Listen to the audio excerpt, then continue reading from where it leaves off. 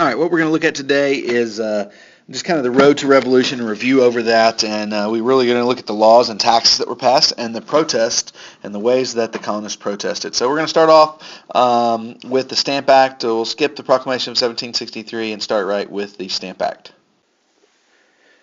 All right, so let's look at the Stamp Act, and as you can see there, next to the picture here, we have actually a picture of a stamp, and this would have been placed on all the different types of items that had to be that there was a tax on. So you can see there the list of items, and we've kind of talked about that already. And the colonists were furious about this. They were very upset. They felt like their rights had been violated. They didn't have, Parliament didn't have the right to tax them because they didn't have representation in Parliament. And so their cry was no taxation without representation. There was often violent protest.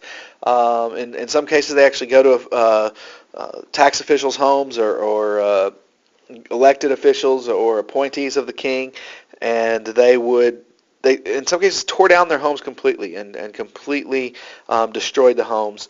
And then there could be tarring and feathering, there could be throwing of stones and rocks at these officials, intimidation, and all these things. And other ways that they protested were more legal and systematic. They petitioned the king in Parliament. They actually formed a Stamp Act Congress to do this. And they boycott British goods. And that's the most effective type of protest, is the boycotting of British goods, because that hurts not just that hurts the British merchants, so that people back in Britain are no longer selling goods to the colonies, and they're making less money, so they're paying fewer taxes.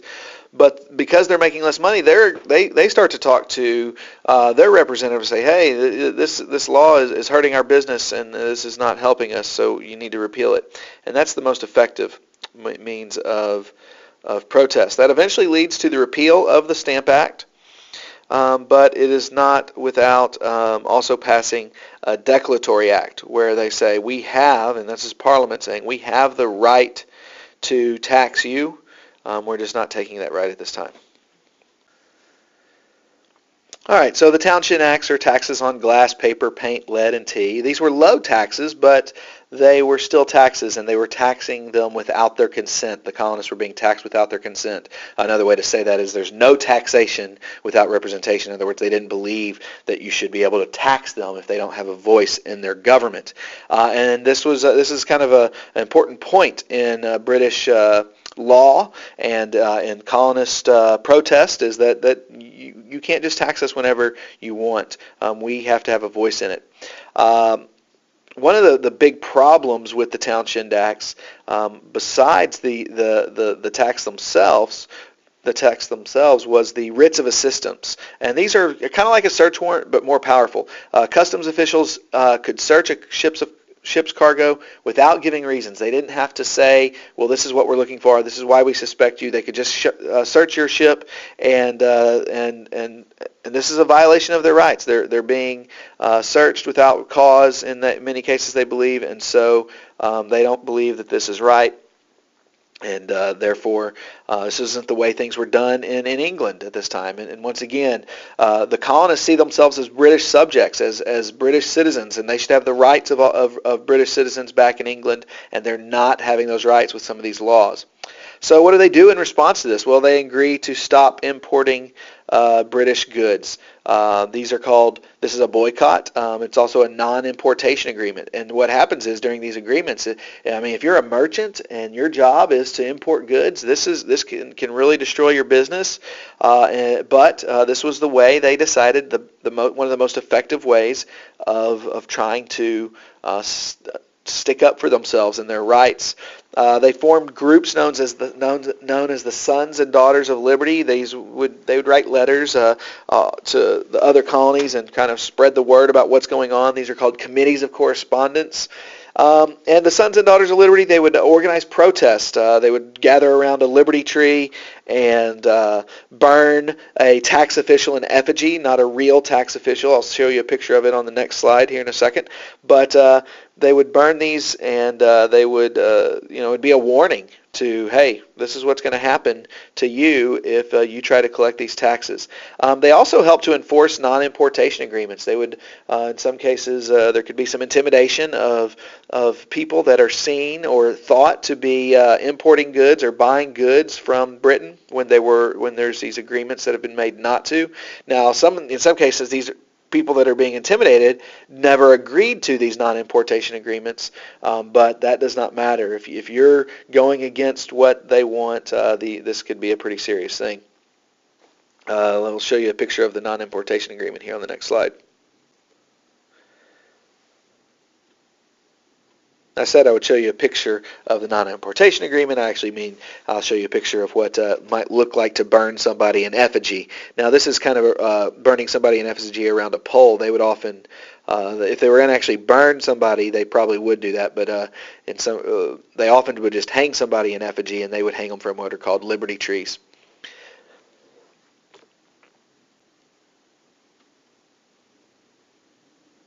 So the Townshend Acts were passed, and there was a lot of tension over this. Everybody's upset, and there's a group of people that are forming around the Customs House there in Boston, and they're protesting, and they're angry, and there's snowballs being thrown, and ice, and clam, and oyster shells, and clubs.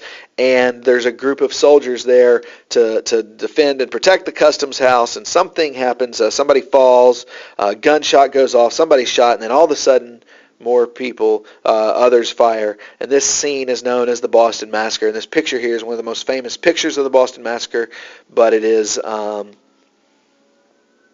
a great example of propaganda. The purpose here clearly is to incite the colonies to be upset about what's going on, because it is a very violent image. You see all the red blood here around here. You see a puppy, an innocent-looking puppy, and you see the redcoats all look very angry, and the colonists, none of them have weapons and things like that.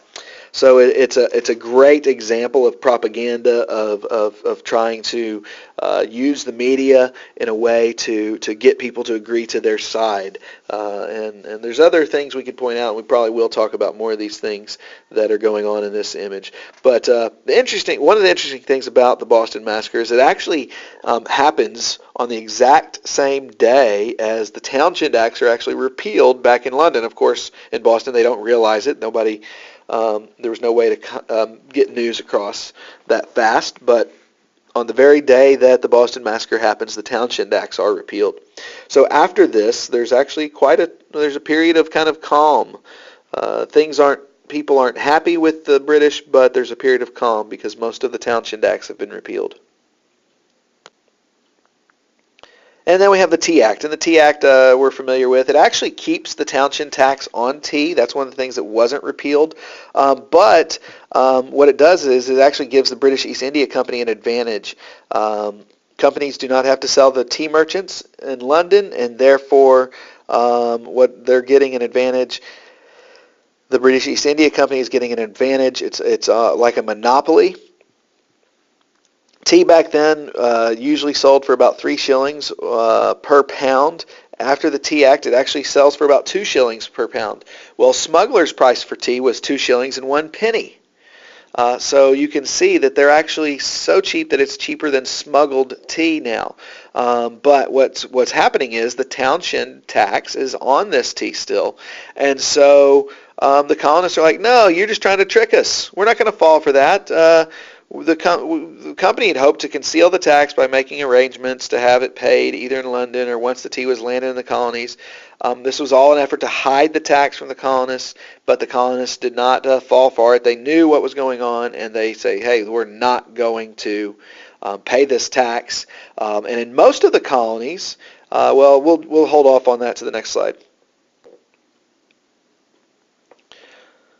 So tea merchants realize, hey, we're going to lose our business. The smugglers of illegal Dutch tea are going to lose their business, even if it was an illegal trade. They're still upset with this idea of no taxation without representation. So there's 2 different groups here. Merchants are upset, and just the general populace is upset because of the no taxation without representation.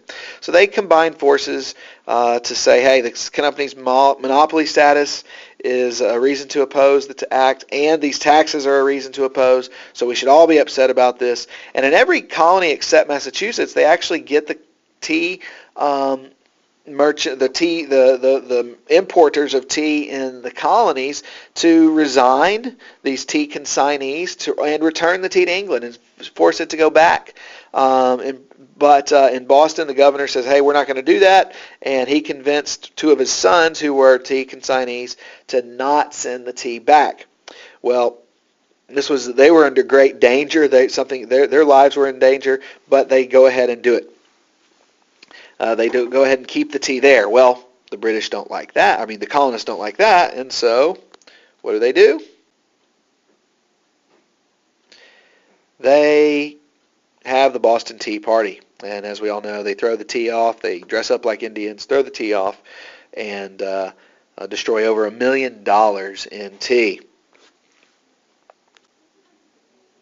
So the British respond by passing the Intolerable Acts, the Boston Port Act that closes the port of Boston, the Massachusetts Government Act. It says, hey, you cannot have government officials were to be appointed by the governor or the king, so the elections will not happen the same way they were. The Administration of Justice Act moved trials of accused royal officials to another colony or even to Great Britain. This problem with this particular one is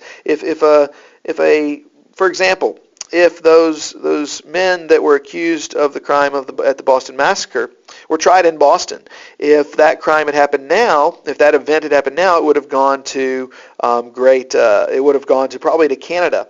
Well, any of the witnesses or the person that the people that have been harmed by the criminals or the soldiers, in this case of the Boston Massacre, well then that's going to send, they're not going to be able to travel to Canada or even to Britain to testify, and so this causes, this is going to cause, where people aren't going to be able to testify, and the people that are accused of crimes will likely get off because there's no testimony against them.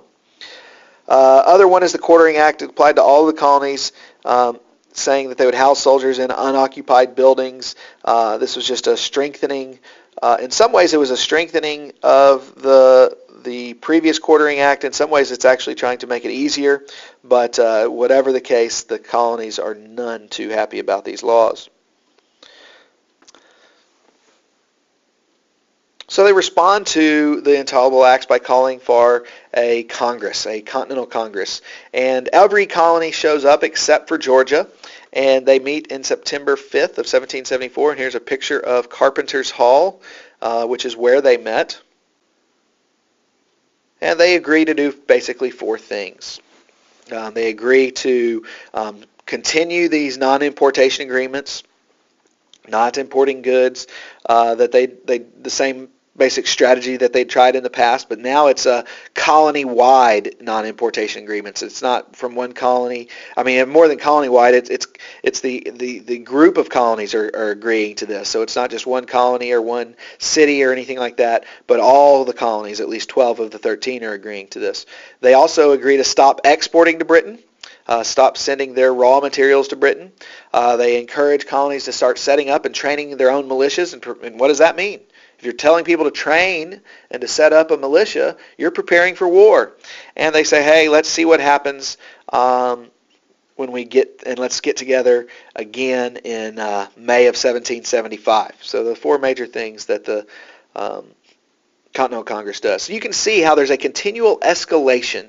Things start off with taxes and other issues, and time again these taxes are brought back or different taxes are passed, and so things are escalating, and it's a big problem for the colonies, and it's a big problem for Britain, and as we know, these events are eventually going to lead to war.